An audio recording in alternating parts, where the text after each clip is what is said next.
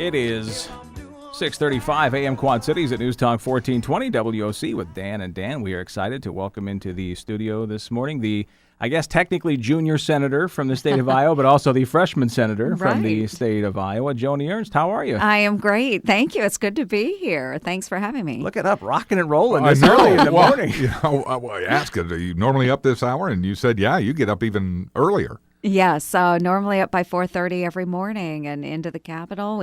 We have our office in and up and going before 7. So, yeah, we're early risers. We're about the only ones in D.C. that roll in at that time, though. So you were Paul Ryan. You do the P90X with Paul Ryan? Do you ever go to... I work out on my own. So, you don't go to the P90X class? I don't do that, no. Okay. I have to know, and this is something Dan and I were talking about. I know it's one thing, because you served in the Iowa legislature, but when you get to Washington, D.C., you go there with all of these great thoughts in your mind and the grandiose thoughts to say, here's how I'm going to fix this, and I know what to do. What's it like when you actually get there? I mean, what most surprises you about Washington, D.C.? Well, it is slow. We do go with some really great ideas, and that's a good thing, though, is to go in with those ideas and then try and put them into play. But it does take a long time to get things going. But that's why you want to jump right in and get started right away so that you can get the ball rolling on a number of these ideas. So it is very different than the Iowa legislature. I loved serving in the Iowa Senate because I could go to a colleague, whether it was Republican or Democrat, grab them and say, hey, let's go sit down on the back bench and work through some of these issues. But out in D.C., it really does take a long time to get on another senator's schedule, to just sit down for lunch or maybe grab a cup of coffee. Very, very different.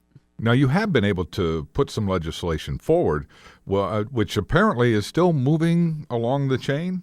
Yes, absolutely. I've had a number of issues that I have worked on, a number of veterans bills. Of course, those issues are extremely important to me as a veteran. My husband's a veteran.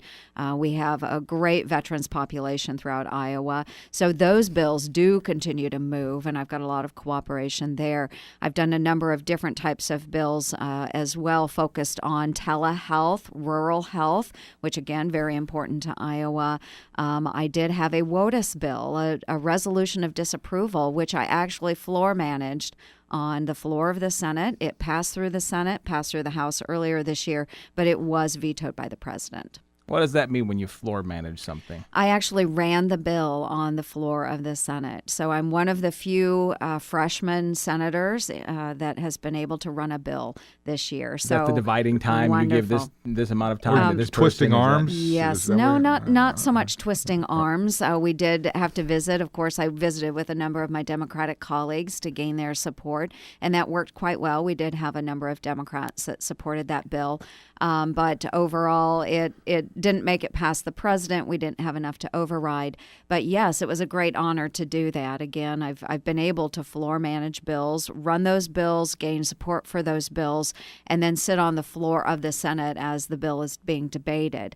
So I appreciated that, and I'm glad to be able to take a leadership role when it comes to legislation. Well, speaking of a leadership role here, a lot of, this is maybe something you didn't quite expect when you were in your first term as a senator, but now you're going to pick somebody who's going to be on the United States Supreme Court. I take that back. You're not going to pick somebody. You're going to advise and consent the president. Right. And what do you make so far of what's been said about this process?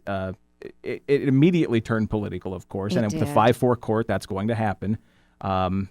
So what do you make of what's happened so far? Well, first, I just want to express my condolences to the Scalia family. And the justice was widely respected, and that is so important, is to be respected.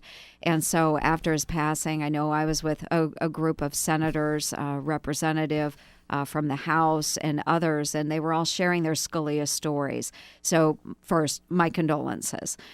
Second, it has turned political rather rapidly, and of course, that is going to happen. But again, I agree with Senator Grassley that we need to take it one step at a time, and let's put some careful thought into this. It is going to be political. We want to find a justice that will uphold our Constitution. Bottom line, that's their job. So we'll work through this. Unfortunately, I think it's going to be a very hot topic, as it should be. Right. This is something that we need to take seriously. At some point through this political process, when it comes to picking a Republican candidate, do you are you got somebody that you want to endorse? I won't be endorsing. I have said that time and time again. I've got a lot of folks in the race that I really admire and respect. When it comes to a final nominee, I want to be able to jump behind that nominee and rally and unify our voters. I think it's so important. Of course, for me, it is important that we have a Republican president, which will work with our economy and get government out of the way. I look at all the rules and regulations that are out there and what's inhibiting job growth here in Iowa, and that's what it is, overtaxing and over-regulating our industries. We need to get back to common sense, and I don't see that coming out of the government right now. So we just need a leader that will lead our economy, but also keep our nation secure. National security is another hot topic for me. Sure. Well, you've got what is a very contentious primary going on, especially with the Republicans. Do you anticipate being able to support whoever comes out of that battle? I do. And I think that's important, again, that we're able to rally behind our final nominee and really get people out to vote. Because if you look at the Scalia issue right now, this could happen time and time over in the next presidency. Mm-hmm. So we need people to understand that they're not just selecting a president, but a president that will also make choices with the Supreme Court. And do we want justices that will uphold the Constitution? That's what we're going to look at.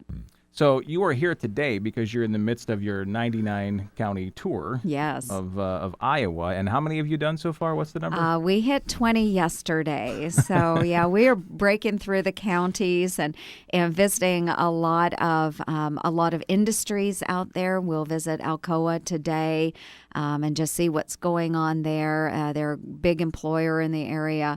We'll be yesterday stopped at Washington High School in Washington County and visited with the kids there from the government class and the history class. Visited a community health center as well in Columbus City. So we're doing a number of different things, and every stop I make, I'm learning something new. That's important.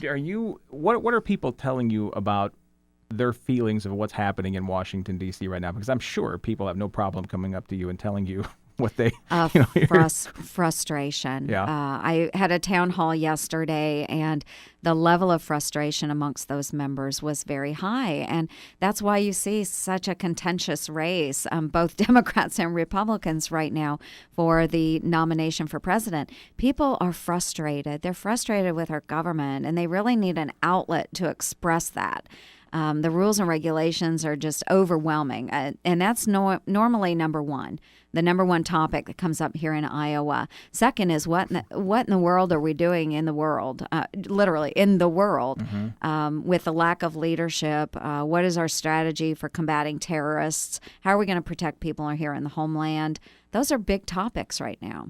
I think that's important to find those things out, because so many times, the media will tell us, oh, these are the important things. This is what people want to know, and this is what they're concerned about. And you may go out there and say, not so much. These are really the things that people care about. Right, exactly. And I think what we see here in Iowa is extremely reflective across the entire nation. And again, just the level of frustration and who's going to protect us, who's going to be a leader. And that's what it comes down to, is a leader. People want leadership.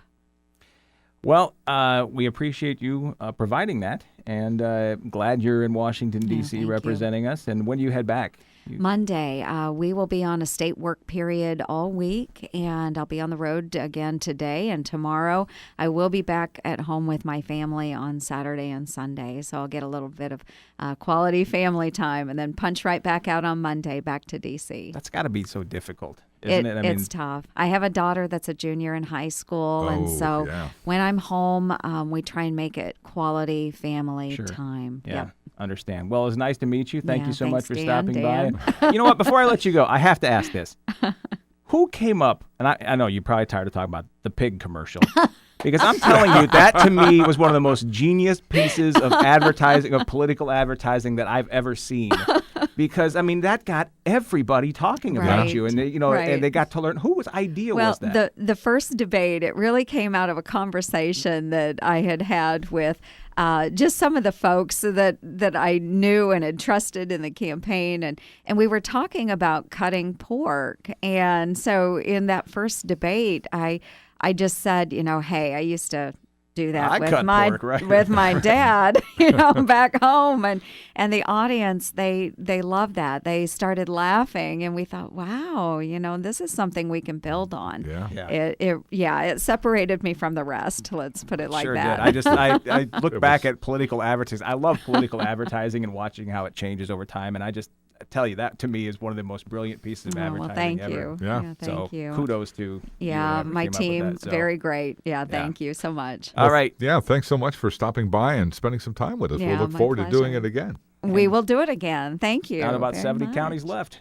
Yeah. Right? You'll have them all done by this Yes. weekend? Oh, yes, I wish. But no, we'll take some time and get out and visit with the folks of Iowa. So I really enjoy it. Senator Ernst, thank you so much for being with us thank today. you. Thanks. Thank It you. is 6:47. This is Dan and Dan here at AM Quad Cities.